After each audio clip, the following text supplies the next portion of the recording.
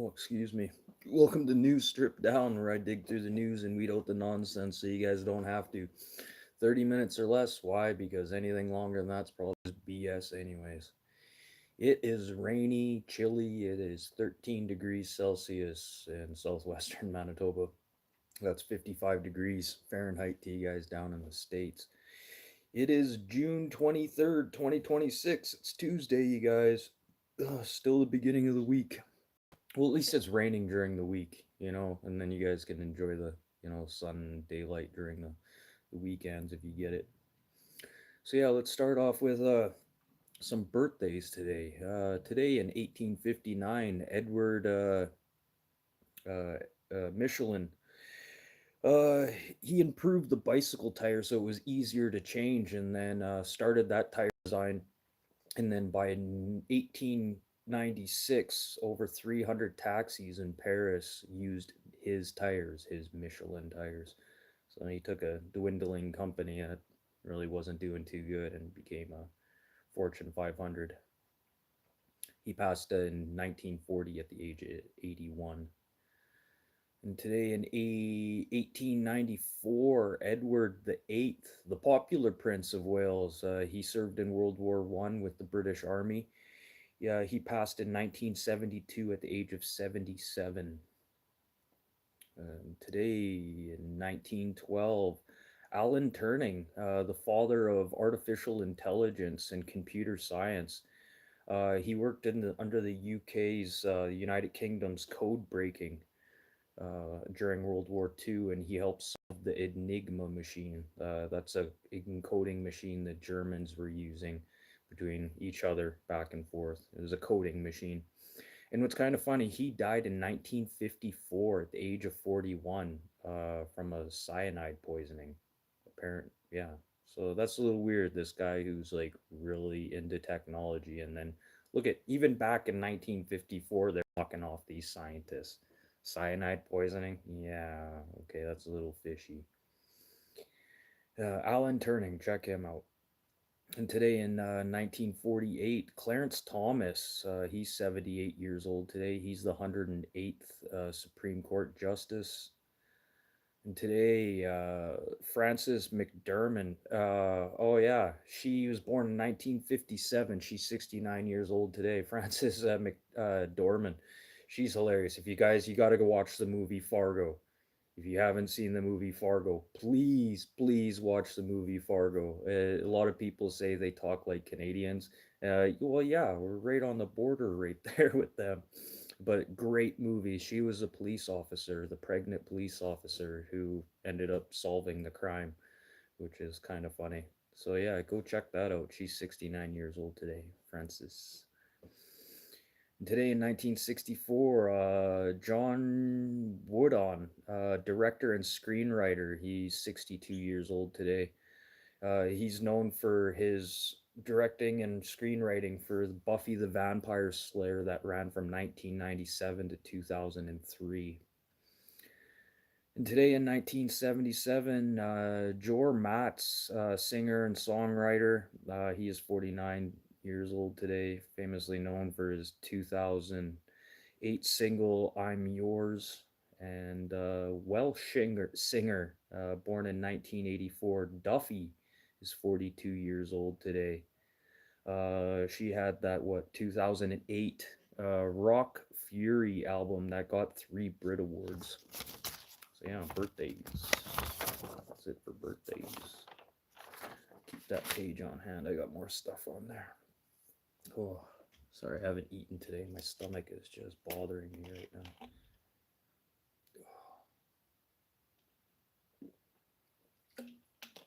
For some reason, I'm extra hungry.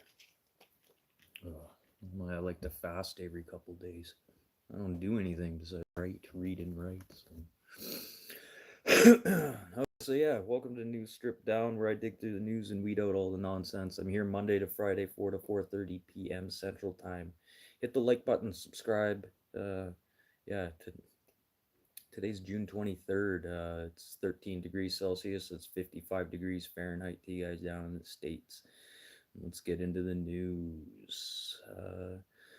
Down in the US here, Trump administration are giving a $17 billion loan to help get 10 nuclear projects up and going here. So yes, this is just a loan, and this is actually kind of a smart idea right now. So what they're gonna do is they're gonna take government's going to give them this $17 billion loan so they can start paying for items, their long ticket items, items that take longer to either make or to get. So now that these companies that are building these nuclear power plants, these 10 facilities, now they can worry about putting their money into, the basic stuff, not have to worry about the headache. And this is also going to speed up the processing time when it comes to getting these nuclear reactors critical. And we're looking at around 1.1 gigawatts per reactor, and we're talking 10 of these across the United States. They're going to be Westinghouse reactors. So it's kind of a good thing. These power plants are going to have to pay it back anyways, but to see them, kind of give them that loan to speed up the process. Yeah, energy is starting to become a critical thing right now. Canada's starting to look a little more into their nuclear power. And it's kind of funny, look at how we've went to, people like not wanting nuclear power and now everyone just wants power. We've really changed in this world. It's like going from plastic bags back to paper bags. Like we went from paper to plastic back to paper. Like I don't know. The technology is a little bit better. It is a little bit safer, but still, we need to figure out what we're going to do with this product when it comes to these nuclear reactors and what we're going to do with the leftover spent fuel rods. And that's just one thing. Like, yeah, there's some countries that are worrying about their own nuclear spent fuel rods, but Canada should start looking into something like that. But here's another option coming up here. Just take this into consideration. Next topic here. Yeah, China. Over to China. China has just completed a 1 kilometer uh, direct drill shaft that's 0.62 miles deep.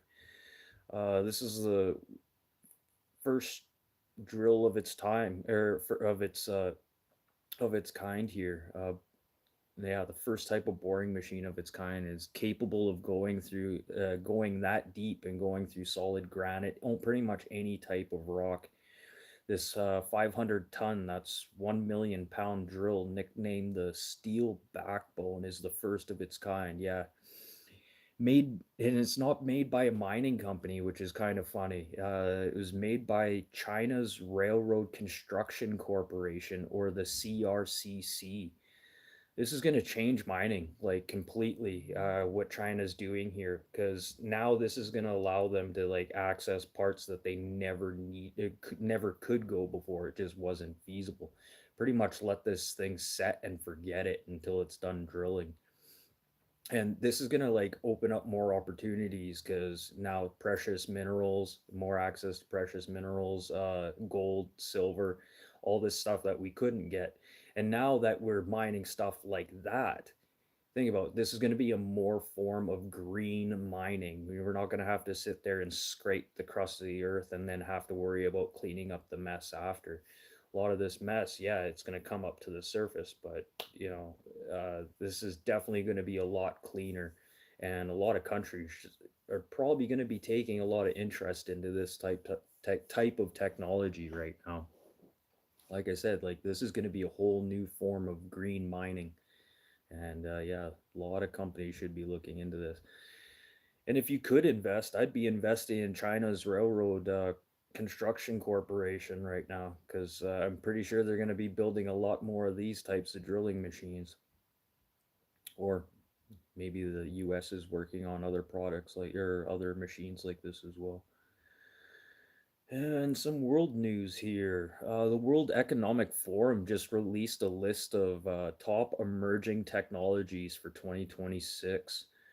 One being something called the everything to grid energy, where they're going to take energy from vehicles, manufacturing, homes. So if you have solar energy, other forms of green energy coming through those facilities, or even just not used energy, they're going to try and put this back into back into the grid for further use later on. But I don't know how this is going to work. Like it just seems like it's going to be a big can of worms. There's a lot of variables that are going to come into act when it comes to this. People sharing their energy. Like, are people going to get paid for this? Like, how is this all going to work? Or are we going to go to a society where we don't have to pay taxes? Or, like, because that's the only way I see something like this working. But that's just one thing on the list. And then we have this new direct lithium extraction, cheaper mining methods. Some of this, everyone's trying to find easier ways of doing mining right now. And then there's some technology on breaking down forever chemicals to make drinking water cleaner. Keyword cleaner. So, yeah, there's a bunch of new technologies coming out here. And then there's some new drug delivery systems that are using naturally occurring bubbles that form in the body that can bypass your defense system. So now they can focus on, what's directly wrong with you. Like they're kind of focusing this more on like cancer research stuff and cancer treatments. But this could be a next step. And not only that, like they're gonna use these bubbles and they're gonna put the medicine in these bubbles and then try and get these bubbles to go just to where they need to go. So it's not like it's nanotechnology. What did they call it? Exome technology. Exome. So I had to do some research on that and see what it was because I was like, nanobots, no. But they're gonna be using naturally occurring air bubbles within the body. So, you know, that's kind of technology I'd like to get in behind. Stuff that's we can utilize that's in our own body already without having to add foreign substances. The body is an amazing device, and I think we should put more technology into the human body than looking at outside forms of trying to make the human body better. Trust me, the human body knows what it needs to do. It's just trying to get it to do it, and we don't really need a lot of these foreign substances to be doing that. Oh, and then over to the EU.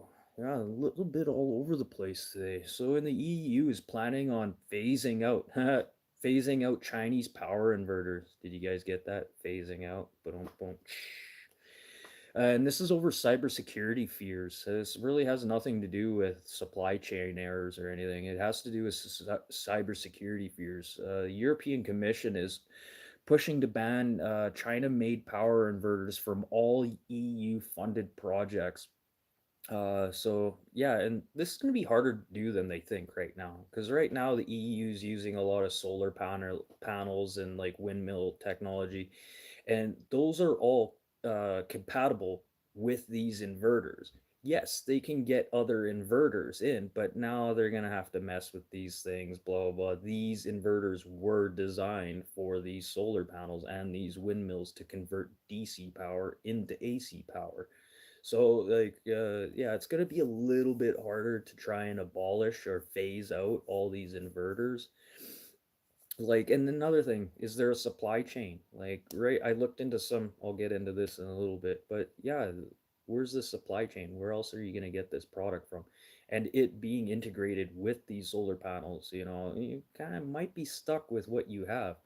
And when it comes to their cybersecurity fears, they're really fearful that China could just flip a switch at any moment and just cut these inverters right off at any moment in time. So, and it's not just the EU though. There's a lot of other countries right now that are kind of focusing on like, hey, maybe we should, start thinking about cybersecurity when it comes to our electrical grid. And yeah, it's not just the EU, but a lot of other countries are thinking about this too. And since I was talking about that, over to Canada. Canada has invested $400 million to expand the Hitachi Energy. This is Canada's transforming manufacturing facility and testing laboratory in Quebec. So again, Canada's investing back into our infrastructure, our grid. See, these are things that we can't be forgetting about. And these are things that we should have been investing more into like a long time ago instead of bringing in Chinese, transformers and other things like that. I know a few people in hydro who work for hydro. In Canada, we call it hydro because most of our electricity comes from hydroelectricity, hydro dams. And this is why we call it hydro. We don't call it electric. So a lot of these people who work for Hydro, they say, these China transformers and stuff aren't as great as what that they used to be. But another thing is, what used to be as good as back then too? It seems like everything that we're getting right now is just a little bit crappier, a little bit weaker than what it used to be. It just can't handle what we're trying to throw at it. And then some more Canadian investment. There was a $270 million investment into Northern Transformer Corporation to build a new manufacturing facility in Ontario. And this will increase production of large scale power transformers. So, like I said, Canada's, see now, why aren't we getting into, why aren't we producing some of these inverters? I know Canada, we have the resources to be building like electrical components when it comes to like grid networks and countries' grid networks, like transformers, insulators, cables, inverters. Why aren't we producing all this stuff? Like we could be the next stepping stone when it comes to not just technology, but like world world infrastructure. And we're a reliable country. We stand by our word when it comes to our products and stuff too. So that'll be interesting to see what happens here. But I think Canada is going to start spending more money in their infrastructure. Just the other day, they announced that they're going to put more money into nuclear power here throughout Canada as well, and try and speed up those processes. I know the numbers I said yesterday didn't really add up either because they were talking about, yeah, these projects will be completed in 15 years, but the initial startup date isn't until 2050. So what is that? Just worst case scenario, 2050 they'll be up and critical by this time. And when I say critical, it's not a bad term. It's the actual function of a nuclear reactor. When a nuclear reactor is running as efficiently as possible, it's called going critical. So it's not a bad thing, it's a good thing. And that means there's a perfect balance and harmony between what the nuclear stuff is doing and how much energy they're producing, whether it's steam or other forms. So yeah, going critical is not necessarily a bad term. I'm almost wondering during the 60s and 70s is why people started to worry so much about nuclear powers, just because everything, the wording. And yeah, speaking of wording, yeah, we're starting to lose a lot of our language right now, and it's getting absolved by other things that shouldn't be. And then back over to China. A lot of China news today. Normally it's just weird how everything comes in dumps like this. It's kind of funny. So China has just recently added 10 US companies from its export control list. So yeah, they're not going to allow these products coming into China anymore. This includes firms involved in rare earth mining and defense. This is a direct response on the restrictions of Chinese companies that the US is putting on them too. And so far, everything that's sitting right now between what's happening between Canada and the US, or Canada and China, it seems like we're pretty much on par and eye to eye when it comes to things here right now. Because, yeah, as far as I know, all our goods are allowed to come through there, and a lot of our companies are allowed to sit there and deal and trade with foreign Chinese companies. And yeah, there's a lot of controversy, Canada allowing Chinese foreign investors and Chinese Secret Service here into the country, but that's like pretty much every other country. You don't think there's Iranian Secret Service and Iranian officials sitting here in Canada? Well, there is. It's just like every other country. And I almost guarantee there's a couple Mossad here running around from Israel sitting here keeping an eye on things on this side. And not only that, China has banned agencies from purchasing products and services from another 50 US firms. Meanwhile, yeah, like I said, Canada, there's no bans, minimal tariffs on things that are happening and going in between China and Canada. Just like right now, it kind of frustrates me right now because Canada seems to be like the punching bag when it comes to like everything right now. Like why are we getting blamed for all these things? And then And then people, everyone's saying China can't be trusted. China can't be trusted. Well, that's like saying Anthropic can't be trusted, and you're listening to Donald Trump. It's because Anthropic didn't want to cut a deal that allow the U.S. government to use some of their technology, and this is why Anthropic is bad now. Just because like some countries, like how many other countries are saying, "Hey, don't deal with China. Don't deal with China." It seems to be the U.S. right now is the only country that's like, "Hey, yeah, don't deal with China." Well, there's a way to deal with China. Like if you don't want to get certain products, like the EU, for instance, they don't need to be purchasing these inverters. The only reason they're purchasing these inverters is because they work and are compatible for the solar panels that they're using over there for their off-grid networks. Well, not off-grid, they're green energy networks. Hey there, DJ. So yeah, that's I don't know. Expect more bans on U.S. products from China for sure, and more companies. But I don't see anything getting resolved here anytime soon when it comes to Chinese-U.S. relations. And then we'll definitely see what happens here. Kuzma's coming up here on July 1st, so we'll see what happens with that. And just a reminder, this is just up for review. Oh, I seen something on your channel. I'll take a look today. It's a rainy day. I'll go pop through your channel and take a look. So yeah, China. I don't know. We'll see what happens. I still got some time here. Let's end everything off on things that happened today in history. Yeah, don't forget to hit the like button. I'm here Monday to Friday, 4 to 4:30 p.m. Central Time, and I will not be here for Thursday's show.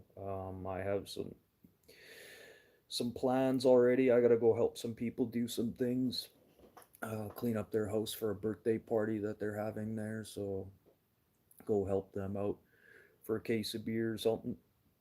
Oh, but I will not be here. And yeah, don't forget to hit the like button, subscribe. Like I said, I'm here Monday to Friday, 30 minutes or less. Why? Because anything longer than that's just BS, anyways. So yeah, some things that happened today in history. Oh, that's deadly. Good for you, man. That's good. That's quite a jump, man. And then you lost a few too. Yeah, there you go, bud. Put your thing up. So, yeah, today, June 23rd, things that happened today in history. Today in 930, the Icelandic Parliament is established. That's the world's oldest parliament as of to this day. And it's still going on. 930, the oldest parliament, and it's Icelandic. Like, think about that. The Vikings, really, they were down for having like a government. Like I know they probably had their hierarchy and stuff, but to sit there and start a established parliament just seems weird. And today in 1868, Christopher Sholes patents his first commercially successful typewriter. Well, the first commercially successful typewriter of its kind. It was a little bit different. That was 1968. You would have thought the typewriter would have been a little bit older than that. Like I know the printing, I guess that's kind of around the same time as printing press too. And today in 1960, the first contraceptive pill is made available to purchase in the United States. Wow, 1960. I think Canada was way before that, at least probably 10 years. And today in 1972, 1972, Hurricane Agnes hits the U.S., costing the U.S. $3 billion in damages, affecting 15 states with 119 people dying. See, like these hurricanes, like, yeah, they're gonna come and go, but to say like each one is worse than the other, like, I don't know. They're all bad. Let's just say that. Even if they're small, they're all bad. Blah, blah, blah. And today in 2016, the UK voted in the Brexit referendum to leave the EU, which they successfully did. And I don't know, that was quite the controversy and nonsense that happened. And then today in 1989, ooh, DJ, you won't remember this. I remember going to the theaters for this Batman. The first Batman movie premiered featuring Michael Keaton, Jack Nicholson, and directed and filmed by Tim Burton. I think that is probably by far the most iconic Batman. And then the next one would have to be the one with Heath Ledger as the Joker. Those are definitely my two top Batman movies. And today in 1979, Supertramp's Breakfast in America becomes the number one Billboard album. Today in Today in 1894, the International Olympic Committee is formed in France, having their first game in Athens in 1896, 2 years later. And then today in 2003, Barry Bonds hits 5 home runs. Well, he already hit 5 home runs, but he gets his 500th steal today. So equaling 500 steals in his career and 500 home runs in his career, which is quite a thing. Think about that. Like, he has just as many steals as home runs. That's pretty crazy. But that's it for the news today, guys. Like I said, I'm here Monday to Friday, 4 to 4:30 p.m. Central Time. And yeah, like I said, I won't be here Thursday. I'll be here for Wednesday's show for sure. Um, Anything else? No, I'm just gonna sit here and do some dishes and clean up because it's pouring rain outside and it's 55 degrees Fahrenheit, so it's not very warm outside. You know what's funny? It was the same temperature yesterday, but it's colder today because it's wet. It's just funny. It hits you different. The exact same temperature.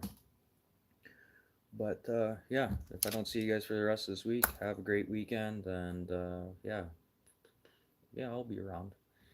But yeah, hit the like button, subscribe. I'm really close to getting there, you guys, to 1,000 subs, and I could use some more view time, but it really doesn't help that man lot. Oh, yeah. So I'm out of here. You guys have a great week, and if I don't see you, yeah, I'll see you next week, or I might do something this weekend, depending on what happens in the news or if something catches my eye. Still really intrigued on that. What's his name? Oliver Tree, though. That's something just really crazy. And then the hantavirus. It's no one's talking about the hantavirus anymore, and I think the only reason no one's talking about hantavirus right now is because FIFA, the FIFA World Cup. They just put a total cut, and no one talk about this right now. FIFA's on. FIFA didn't want to get affected because they had how many millions of dollars invested into this. So I'm pretty sure FIFA had something to this whole hantavirus nonsense. Well, take it seriously. Take it with a grain of salt, you know. But yeah, I'm glad when they got to Canada, they took it as serious as possible. But anyways, I'm out of here. Peace out. See you guys tomorrow. And you guys be nice to each other. There's no point being an asshole to each other all the time. And where does being an asshole get you? I don't know. Just gets you more negativity. Okay. Peace out.